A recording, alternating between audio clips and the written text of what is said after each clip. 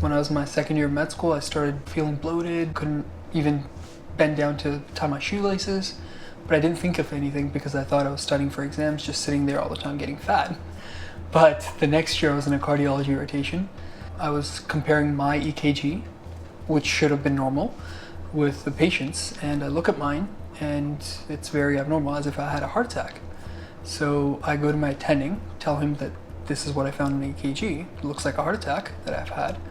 And he told me, you put on the leads wrong, so he did that himself. He did all the workup for me, and he said, yeah, it looks like you have a heart attack.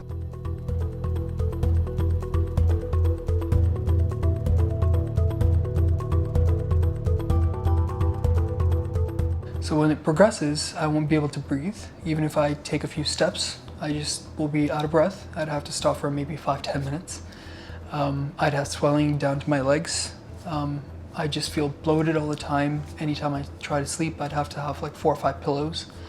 A normal person would be sufficient, like one pillow would be sufficient. I'd probably have to lift the bed a lot. I won't be able to do activities because as soon as I take a few steps, I'm not breathing, right? So it decreases everything. He is a very special kid. He told me when I first met him that he wanted to be a cardiologist. Shrevan is someone who will always push his limits to accomplish whatever he can in a short period of time, knowing what he knows is to come, which is hopefully going to be a transplant for him. We managed during his elective blocks, during his clerkship, to be in constant communication, whether that be phone, text messaging, in-person clinics when he's flying back to see his family, to keep him well enough so he could actually finish medical school. And then the minute he finished his exams, I asked him to get on a flight. He came back and we admitted to hospital, so that's where he's now, which is waiting in hospital for transplant. I've been here for 6 weeks at the moment. So they start off slow and went up to see how much I can tolerate or how much fluid they need to take off to make me stable.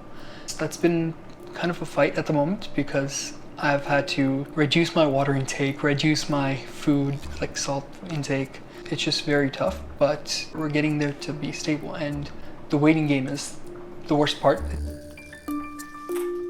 There's a big chance I'd be here for Christmas. Hopefully not, but if that happens, I've got friends that I've made here. We play games, we watch movies, we sometimes share meals, so it's not too bad, I would say. Whether I'm in the hospital or not. Hopefully I'm out of the hospital by then, but yeah. It looks like there's a big chance that I'm going to be here.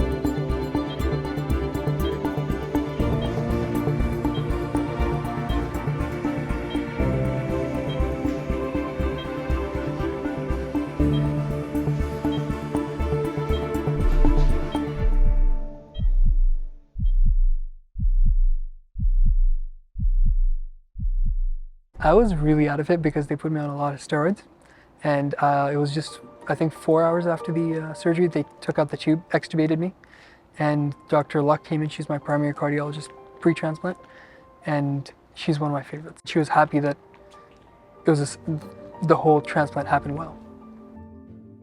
Taking it day by day is the best process because you learn your balance and you learn what to do, what not to do.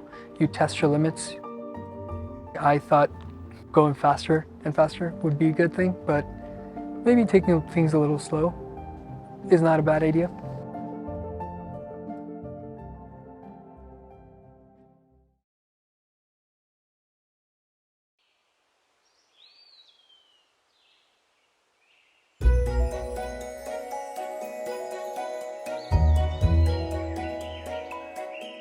I'm feeling like I could do anything in the world.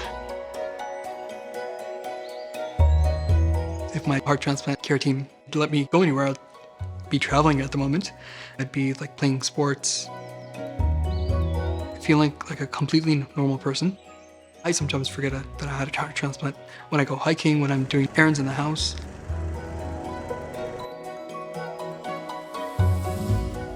I'm actually planning to fly to California, where Shannon works as like a second-year resident. We're going to be starting a new life together in about 6 months. I'm expecting everything's going to be back to normal. I was told the heart's pretty strong, so I'm not expecting any issues for the next decade or anything. Ever since I found out about my heart failure condition, I wanted to go into cardiology. I want to be able to help other people with similar kind of conditions. I want to make that part of my journey. Certainly everything feels a lot better after the heart transplant, but I think for me, every day is a challenge because my goal is to make the best use of it, and finding out the best way to keep this heart in the best shape possible, that I think is my biggest challenge.